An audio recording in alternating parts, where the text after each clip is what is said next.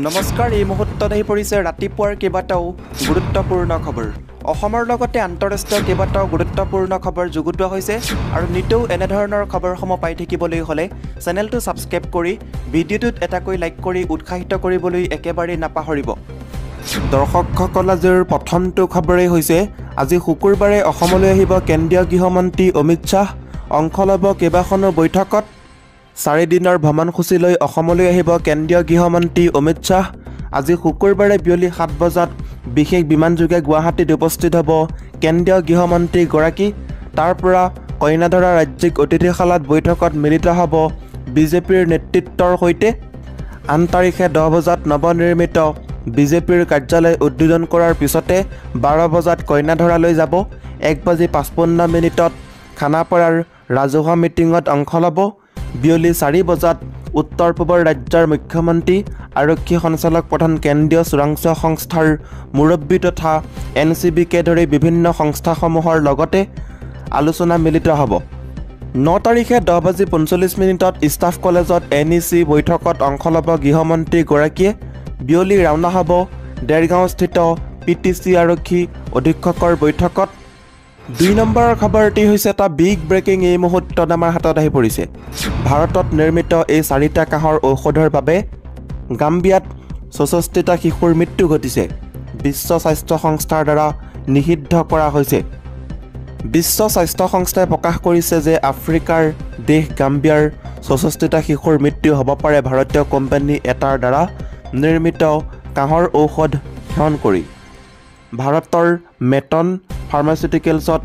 লিমিটেডে নিৰ্মিত 4টা কাহ আৰু চৰ্দি ঔষধ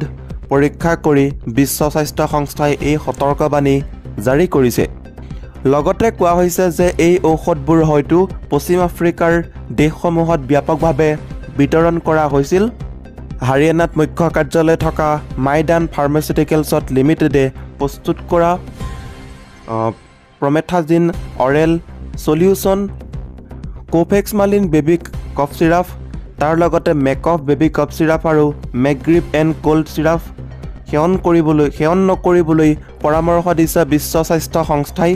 গাম্বিয়াত বৃক্কৰ ক্ষতিৰ ফলত 64টা শিশুৰ মৃত্যু হয় আৰু 19 জুলাইত তদন্ত আৰম্ভ কৰা হয় 9 ছেপ্টেম্বৰত গাম্বিয়াৰ স্বাস্থ্য মন্ত্ৰণালয়ে চিকিৎসালয়সমূহক পেৰাচিটামল চিৰাপ ব্যৱহাৰ বন্ধ কৰিবলৈ নিৰ্দেশনা দিয়ে আপোনালোকক এই মুহূৰ্তত সেই টুইট দেখাইছোঁ বিশ্ব স্বাস্থ্য সংস্থা এটা টুইট কৰিছে টুইটাৰত ৱৰ্ল্ড হেল্থ অৰ্গেনাইজেশ্যন নিশ্চয় আপোনালোকে দেখিবলৈ পাৰিছে WHOৰ ফালৰ পৰা এটা টুইট কৰিছে টুইটাৰত সকলোখিনি জনাইছে আপোনালোকে নিশ্চয় এই মুহূৰ্তত দেখিবলৈ পাৰিছে ৰোগীৰ ক্ষতি ৰোধ কৰিবলৈ এই ঔষধবোৰ প্ৰচলনৰ পৰা আঁতৰাই পেলাব লাগে বুলি সকীয়াই দিছে বিশ্ব স্বাস্থ্য সংস্থাৰ মুৰব্বী টেড্ৰছ আধানম ঘেব্ৰেয়েছাছে এই ক্ষেত্ৰত কেন্দ্ৰীয় চৰকাৰে এই বিষয়টোৰ তদন্ত ত্বৰান্বিত কৰিছে কেন্দ্ৰীয় স্বাস্থ্য মন্ত্ৰণালয়ে প্ৰকাশ কৰা তথ্যত উল্লেখ কৰা হৈছে যে 29 তাৰিখে বিশ্ব স্বাস্থ্য সংস্থাই ক্ষতিকাৰক ঔষধৰ বিষয়ে সতৰ্ক কৰি দিছিল তৎক্ষণাত হাৰিয়ানা চৰকাৰৰ সৈতে যোগাযোগ কৰা কেন্দ্ৰীয় চৰকাৰৰ ড্ৰাগ গুণগত নিয়ন্ত্ৰণ বোৰ্ডে পুংখানুপুংখ তদন্তৰ নিৰ্দেশনা দিয়ে ইয়াৰ লগতে দৰ্শকসকল 3 নম্বৰৰ খবৰটি হৈছে এটা বিগ ব্ৰেকিং নিউজ এই মুহূৰ্তত আমাৰ হাতত আহি পৰিছে বিদেশত নিষ্ঠুৰতাৰ বলি ভাৰতীয় অপহৰণ কৰি নি হত্যা পৰিয়ালৰ 4 সদস্যক ৰক্ষা নাপালে লগতে 8 মাহৰ শিশুটিও আমেৰিকাৰ কেলিফৰ্ণিয়াত অপহৃত এটা শিশু পৰিয়ালৰ 4জন সদস্যক এখন বাগিচাত মৃত অৱস্থাত পোৱা গৈছে এই 8 মৃতকৰ ভিতৰত আছে এটি 8 মাহৰ শিশু পৰিয়ালটোক সোমবাৰে অপহৰণ কৰি নিয়াৰ পিছত অৱশেষত মৃতদেহ উদ্ধাৰ কৰা হৈছে মৃতকৰ সকলৰ ভিতৰত আছে 27 বছৰীয়া জছলিন কৌৰ আৰু 36 বছৰীয়া জছদীপ সিং লগতে তেওঁলোকৰ 8 মাহৰ কন্যা শিশুটি আৰু জছদীপ সিঙৰ জ্যেষ্ঠ ভাতৃ 39 বছৰীয়া অমনদীপ সিং চাৰিওগৰাকীকে অপহৰণ কৰি নি হত্যা কৰিছে 4 নম্বৰৰ খবৰটি হৈছে পূজাত আছিল 2 দিন ড্ৰাইডে অৰ্থাৎ ড্ৰাইডে বন্ধ কৰি দিয়া হৈছিলে পূজাত তথাপি পূজাৰ সময়তে গুৱাহাটীয়ে ৰচিলে সুৰা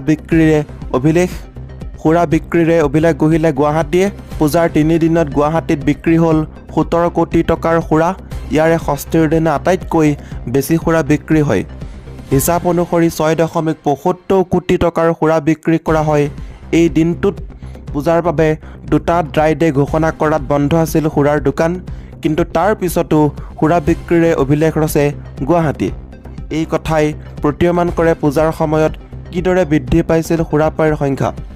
গুৰুত্বপূৰ্ণভাৱে পূজাৰ সময়ত পথ দুৰ্ঘটনাত পতিত হৈ গুৱাহাটীত চিকিৎসা মহাবিদ্যালয় হস্পিটেলত চিকিৎসাধীন হৈছিল 368 গৰাকী লোক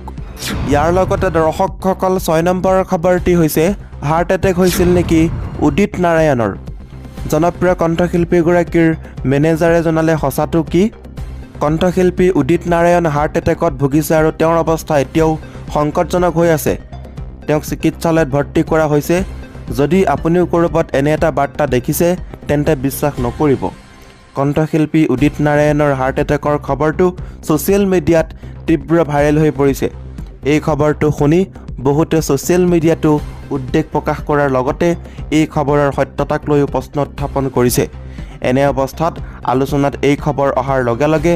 কণ্ঠশিল্পীগৰাকীৰ মেনেজাৰে সম্পূৰ্ণ সঁচা কথাখিনি জনালে তেওঁ কয় যে উদিত নাৰায়ণ সম্পূৰ্ণ সুস্থ আছে আৰু কোনোবাই এইটো উৰা বাতৰিহে বিয়পাইছে এই বাতৰি সন্দৰ্ভত ভাষণ দি উদিত নাৰায়ণৰ ব্যক্তিগত মেনেজাৰে কয় যে এই খবৰটোত একেবাৰে সত্যতা নাই কণ্ঠশিল্পীগৰাকীৰ স্বাস্থ্য সম্পূৰ্ণ ভাল মেনেজাৰে স্পষ্ট কৰি দিয়ে যে উদিতজী একেবাৰে ঠিকেই আছে আৰু তেওঁৰ একো হোৱা নাই আজি সকলোতে ভাইৰেল হোৱা এই উৰা বাতৰিৰ আঁৰত কি আছে মেনেজাৰেও চিন্তা কৰি আছে ইয়াৰ লগতে দৰ্শকসকল 7 নম্বৰ খবৰটি হৈছে এটা ডাঙৰ খবৰ অতি নিকৃষ্ট ঘটনা সংঘটিত হৈছে ঈশ্বৰক সন্তুষ্ট কৰিবলৈ গৈ 6 বছৰীয়া শিশুক 2 যুৱকে দিলে বলি দেশৰ ৰাজধানী দিল্লীত এটা ভয়ংকৰ ঘটনা সংঘটিত হৈছে অন্ধবিশ্বাসৰ নামত 2জন যুৱকে বলি দিলে এটি 6 বছৰীয়া শিশুক ঘটনাটো দিল্লীৰ লুধি কলনীত সংঘটিত হৈছে জানিব পৰা মতে লুধি কলনীৰ পৰা দিল্লী আৰক্ষীলৈ এটা ফোন পাইছিল যে CRPFৰ নিৰ্মাণাধীন মুখ্য কাৰ্যালয় 2জন লোকে এটি 6 বছৰীয়া শিশুক ডিঙি কাটি হত্যা কৰিছে লগে লগে আৰক্ষীৰ লোক ঘটনাস্থলীত উপস্থিত হয় ঘটনাস্থলীৰ পৰা আৰক্ষীয়ে 2জন হত্যাকাৰীকে গ্ৰেপ্তাৰ কৰিছে অভিযুক্ত 2জনৰ নাম বিজয় কুমাৰ আৰু অমন কুমাৰ বুলি জানিব পৰা গৈছে 2জনৰে ঘৰ বিহাৰত 2জনে নিৰ্মাণ কৰি থকা CRPFৰ মুখ্য কাৰ্যালয়ত শ্ৰমিক আছিল অভিযুক্ত 2জনে আৰক্ষীক দিয়া তথ্য অনুসৰি 2জনৰে সপোনত এদিন ঈশ্বৰ আহিছিল আৰু ঈশ্বৰে এটি শিশুৰ বলিদান বিচাৰিছিল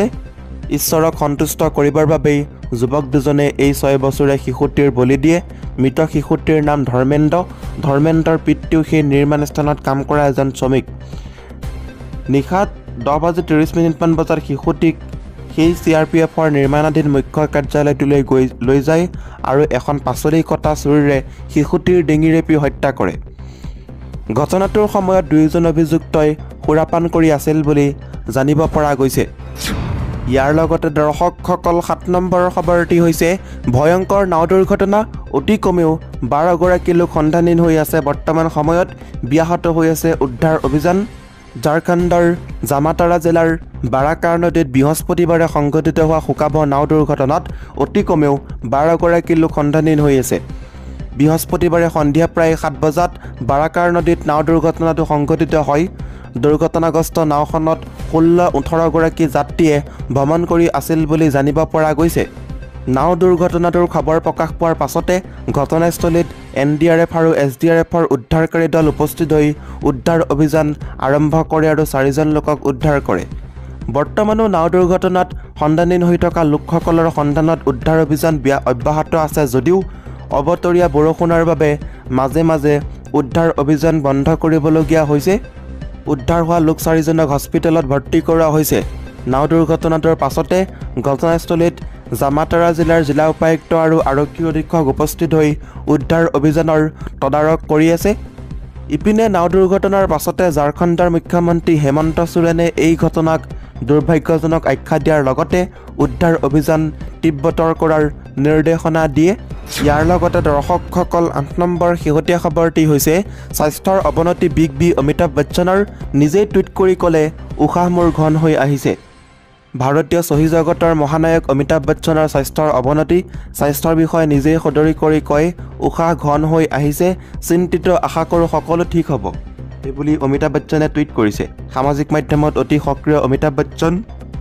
কালি নিশা টুইট কৰি জানিবলৈ দিয়ে তেখেতৰ ভগ্ন স্বাস্থ্যৰ বিষয়ে স্বাস্থ্য উন্নত নহয় বুলি সদৰি কৰে বিগ বিয়ে দৰ্শকসকল আজিৰ এই ভিডিঅ'টোৰ মাধ্যমেৰে আপোনালোকক বহুকেইটা গুৰুত্বপূৰ্ণ খবৰ দিব চেষ্টা কৰিলোঁ যদি খবৰকেইটা শুনি ভাল লাগিছে লাইক কৰিব শ্বেয়াৰ কৰিব চেনেলটো ছাবস্ক্ৰাইব কৰিবলৈ নাপাহৰিব এনেকুৱা ধৰণৰ গুৰুত্বপূৰ্ণ খবৰ নিতৌ পাই থাকিবলৈ ধন্যবাদ